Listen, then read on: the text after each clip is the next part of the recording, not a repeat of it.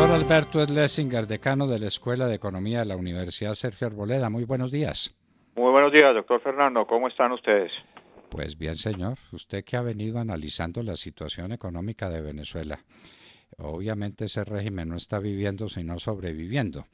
Pero cuéntenos, ¿usted qué visión tiene de lo ocurrido este sábado? Pues este viernes, donde presenciamos un emocionante concierto donde cantaron todas las voces que podían cantar por la libertad de Venezuela, y el sábado, donde este régimen terminó quemando, metiéndole candela a la comida que iba para los hambrientos y a las medicinas que iban para los enfermos que se mueren de necesidad en Venezuela.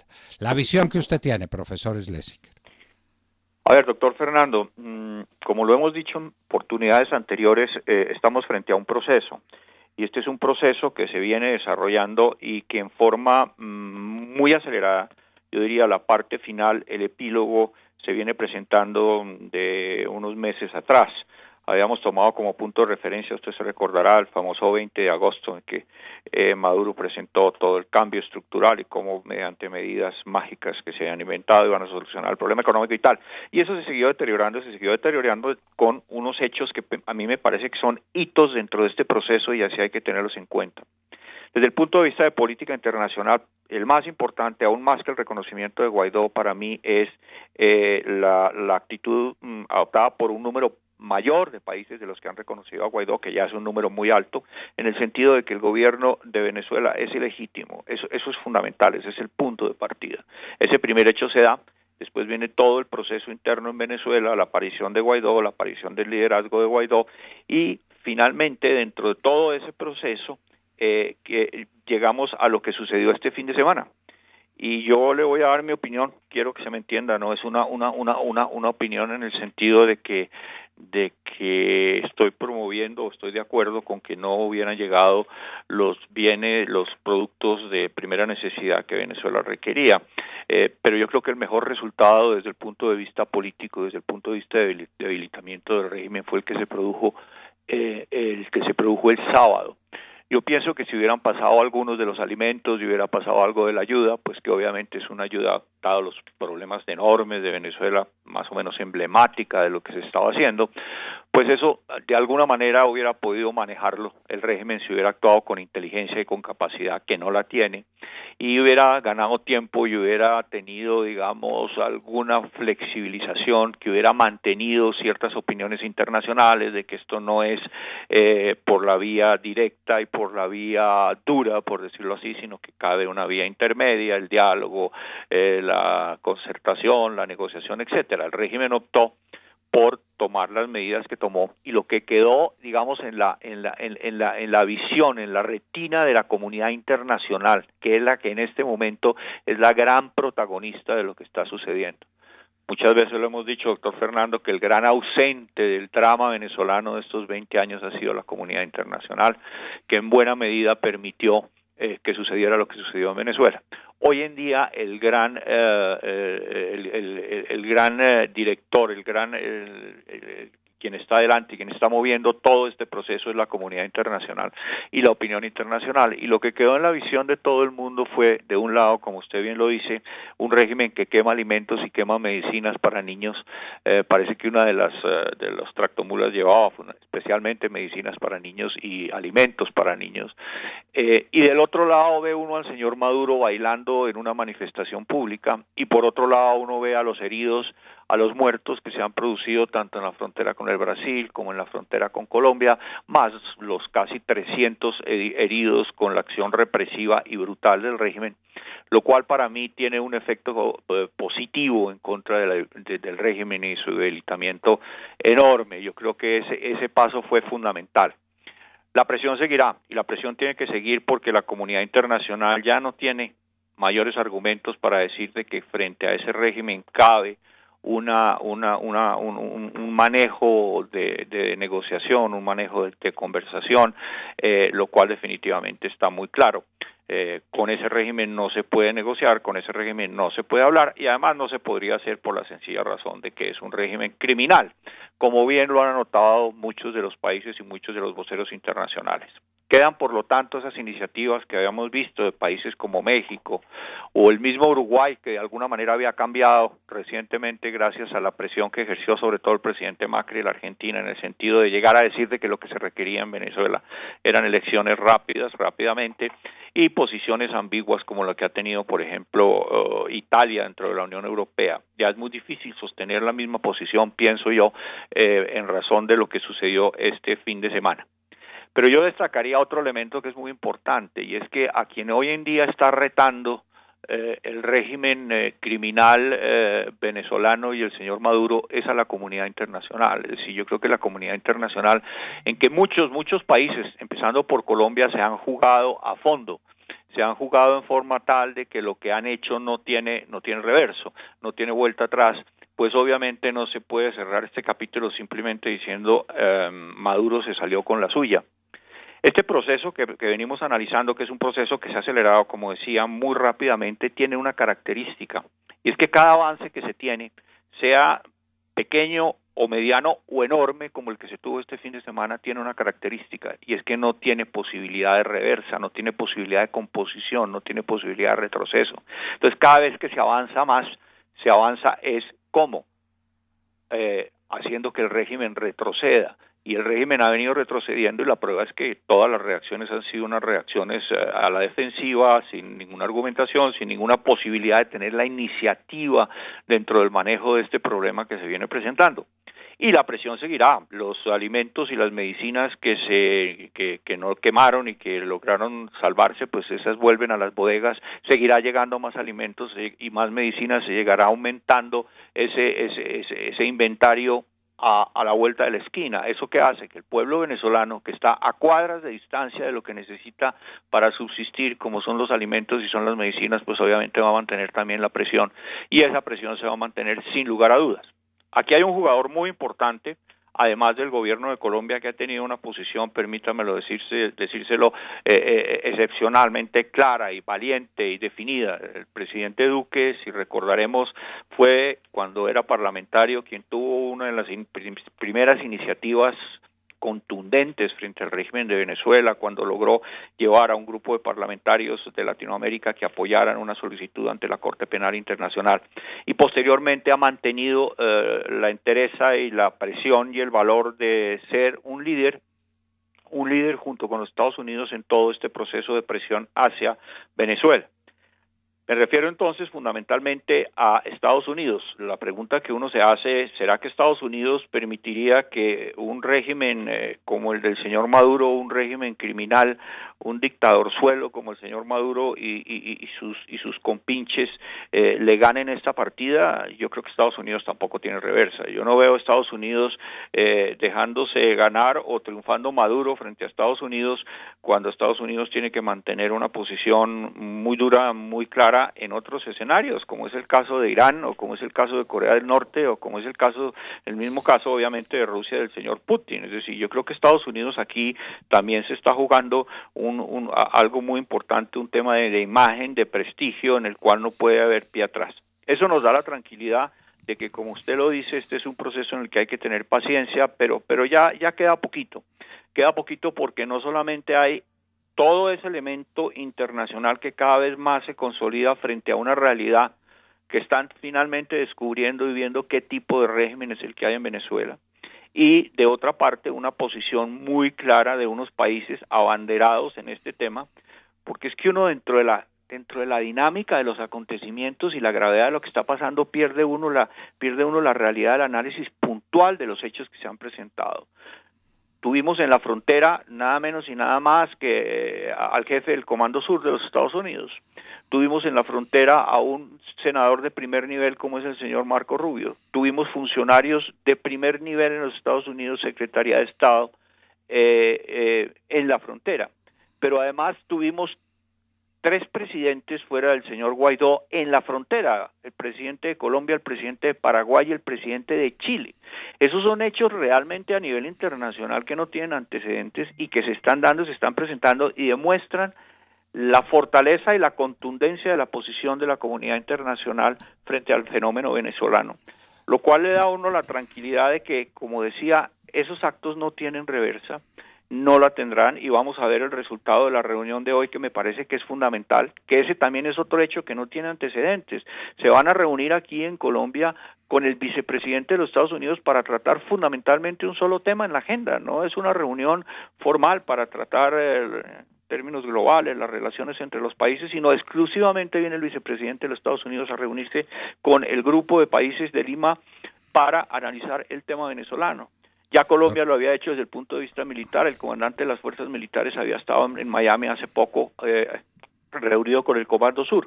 Todos esos elementos para mí tienen una gran contundencia que define la enorme presión internacional que se está montando, que fue lo que siempre faltó en estos 20 años. Los venezolanos ensayaron, tuvieron a Chávez, lo agarraron, lo tuvieron en las manos, después lo soltaron por los errores que hemos hablado, después vinieron todos los procesos internos de violación de los derechos humanos, de las normas políticas más elementales, la destrucción del Estado de Derecho, y la comunidad internacional miraba hacia otro lado y miraba hacia otro lado, y eso siguió avanzando y avanzando, pero hoy en día sí tenemos como protagonista de primera línea es a la comunidad internacional. ¿Y eso con qué se complementa? ¿Sí? Sí, no, es que quería decirle que nosotros estamos en una presentación que está muy de acuerdo con usted y en total desacuerdo con los que están clamando, llenos de impaciencia y de legitimidad por una invasión militar a Venezuela y por sacar a Padrino López y a Maduro y a Diosdado Cabello y a estos sinvergüenzas, sacarlos del pelo de allá. Pero eso va a suponer derramamiento de sangre y eso va a suponer una invasión. Ya algunos países europeos han dicho que no tolerarían una invasión armada a Venezuela. Pero yo me pregunto, Colombia tuvo que sacar ayer a hurtadillas, usted vio la llegada de los cónsules de Colombia en Venezuela, sí, llegando por la noche a territorio colombiano, a Cúcuta. Sí, sí. Muy bien, entonces, ¿por qué ese mismo país que saca a sus cónsules, por qué le permite a los bancos colombianos que honren las tarjetas de crédito emitidas por ellos y usadas en Venezuela? ¿Y por qué permiten las transferencias a Venezuela de remesas que hagan los venezolanos de acá que quieren mandar a los venezolanos de allá? ¿Por qué se permite? ¿No es que están rotas las relaciones? Pero las relaciones bancarias no. ¿Y por qué no hace lo mismo los Estados Unidos, decirle al señor Mike Pence, simplemente diga que las tarjetas de crédito emitidas por bancos estadounidenses no se pueden honrar mientras Maduro esté allá en Miraflores? A ver, ¿cuánto dura ese régimen? Sí, no, digamos, las dos fuentes de...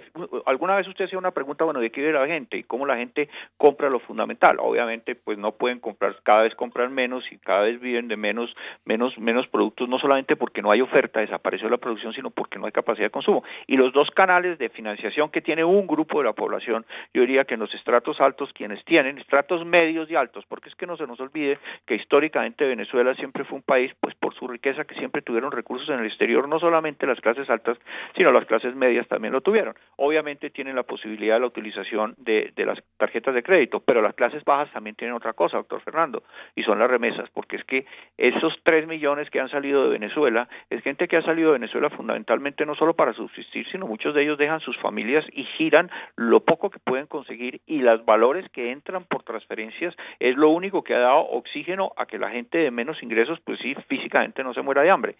Esas acciones eventualmente se pueden tomar, es decir, eso sería pues cerrar totalmente la llave con un efecto mientras el régimen se cae, no sé, en horas o en días o en lo que sea, con un efecto directo en la poca capacidad de consumo que tienen los venezolanos, sea vía transferencias, sobre todo en los estratos más bajos, y obviamente utilización de recursos en el exterior.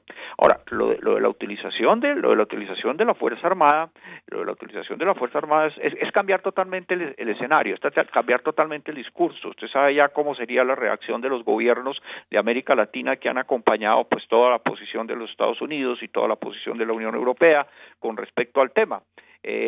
Dar ese paso, no sé si usted se acuerda, cuando fue el famoso fenómeno de la guerra entre Inglaterra y Argentina por las Malvinas, en que hubo directamente un acto de agresión de la Argentina. Argentina invadió el territorio inglés, que era el territorio protectorado, el territorio de la Gran Bretaña, y obviamente se declaró la guerra y hubo un enfrentamiento bélico, y América Latina casi en su totalidad terció en favor de la Argentina, en el sentido de que ese era un conflicto de un país. Con excepción de Colombia. De Colombia, correctamente, el gobierno de Belisario ¿Recuerda Betancur. usted, doctor Lemos Simos, diciendo que... exactamente. Correcto. El resto de América Latina estuvo con Argentina. Correcto. ¿Y qué pasó después? Pues pasó que los derrotaron y las cosas volvieron a su sitio. Les hundieron el Belgrano y ahí terminó todo. Pero bueno, el tema yo diría que ahí cambia totalmente el esquema. Ahora, vamos a ver hoy, porque una de las cosas que se va a solicitar y que se va a presentar por parte de la oposición es que la famosa teoría de que todas las opciones están sobre la mesa, que obviamente lo que significa en una primera etapa es simplemente una amenaza, de decir aquí podemos llegar hasta este nivel. Yo diría que ahí se cambia totalmente la estructura. Con algo que también usted ha señalado, porque si uno notara que fuera un régimen, por ejemplo, analicemos el tema de Panamá en su momento cuando finalmente invadieron a Panamá. Pero ¿qué era Panamá? Es decir, Panamá, el señor Noriega hubiera podido quedarse en el poder el tiempo que quisiera. Panamá no se estaba muriendo la gente de hambre, Panamá no se estaba muriendo de enfermedades, Panamá tenía una fuente de ingresos, controlaba indudablemente un punto geoestratégico importantísimo como era el canal de Panamá y obviamente pues se tomó esa decisión porque no había otra forma de sacar a Noriega y fue la mejor forma en el gobierno de Reagan de haberlo hecho. Aquí, ¿qué es lo que pasa? Que también está sonando, el reloj interno venezolano también está corriendo, es decir, la presión interna es brutal, es decir, la situación económica además en los últimos, digamos, 3 semanas se ha agravado de una manera gigantesca. Entonces, como bien usted lo dice, eso se cae no solamente por la presión externa, sino se va a caer por la situación interna que cada vez se agrava más. ¿Cómo le pagan a los militares venezolanos? El bolívar no está circulando. Si usted va a Venezuela y pide bolívares, le dicen que no hay bolívares, ni hay cheques en bolívares, ni hay documentos en bolívares. Lo que está circulando en el fondo es la moneda dura, el dólar. ¿Proveniente de qué? De las remesas, proveniente de los robos que hicieron los boliburgueses que tienen su plata en los Estados Unidos y que la están trayendo para Venezuela para vivir como reyes, mientras el grueso de la población se muere de hambre, de necesidades, de falta de alimentos. ¿Por qué no bloquear el régimen financieramente sin lugar de mandar marines? Ni de mandar lanceros colombianos, ni de decirle a Bolsonaro que invada por el sur. ¿Para qué? ¿Para qué? ¿Por qué no bloquean financieramente al régimen de Maduro, que ni siquiera tiene moneda propia? No la tiene porque el bolívar no funciona. Usted comprende que con una inflación de millones %, sencillamente no es posible imprimir los billetes necesarios para eso. ¿De qué están viviendo? De los dólares, pero especialmente de los dólares en documentos, en transacciones bancarias. Dígale al señor Mike Pence que en lugar de pensar en marines, piense simplemente en que los bancos norteamericanos no puedan hacer remesas a Venezuela. A ver cuánto dura ese régimen. A ver cuánto dura ese régimen. A ver cuánto duran los militares cuando lleguen por su paga y les digan, no, pues no hay cómo pagarles. O les pagamos con bolívares que no valen nada, o vamos a ver qué hacemos. No hay físicamente cómo pagarles. Usted va con pesos a Venezuela y compra lo que quiera. Y si va con tarjetas de crédito colombianas, ni más faltaba, compra lo que quiera. Lo que está reservado para los 50, 100 mil o 200 mil boliburgueses y ricachones que pueden tener lo que quieran en Venezuela, o 500 mil o 1 millón. Y en Venezuela hay 30 millones de personas que se mueren de hambre. Sí, eso es cierto. Ahora, medidas están anunciadas ya, que yo creo que a partir de hoy vendrán nuevas medidas. No sé si dentro del portafolio de medidas es muy posible que hayan considerado esas, pues por las mismas razones que usted da. Pues pero es fundamental y elemental, es fundamental y elemental. Nosotros en Colombia, como hoy, los bancos colombianos le van a hacer remesas a Venezuela, a bancos venezolanos que están en poder de Maduro. Pero tuvimos que sacar nuestros cónsules por la noche. Y tuvimos que ver cómo quemaban en la frontera las gandolas que ellos llaman, los camiones cargados de alimentos y de medicina para la gente pobre. Eso no tiene sentido. Eso no tiene sentido. Que la Superintendencia Financiera, por orden del presidente Duque, prohíba las remesas a Venezuela. Y que le diga a los Estados Unidos que haga lo mismo, a ver eso cuánto dura. Ese régimen está viviendo de dólares, de los dólares que quedan en poder de los boliburgueses, en poder de la oligarquía de Venezuela. Y por eso está viviendo unos días más. No manden marines, hombre, no manden marines, no hay para qué dispararle a nadie. No hay para qué. Bueno, Doctor Schlesinger, esperamos que pasa, esperamos con paciencia, pero con mucha fe, los resultados de las deliberaciones del Grupo de Lima hoy en Bogotá con el señor Mike Pence, vicepresidente de los Estados Unidos. Doctor Alberto Schlesinger, muchísimas gracias por acompañarnos en la Hora de la Verdad. No, gracias a ustedes.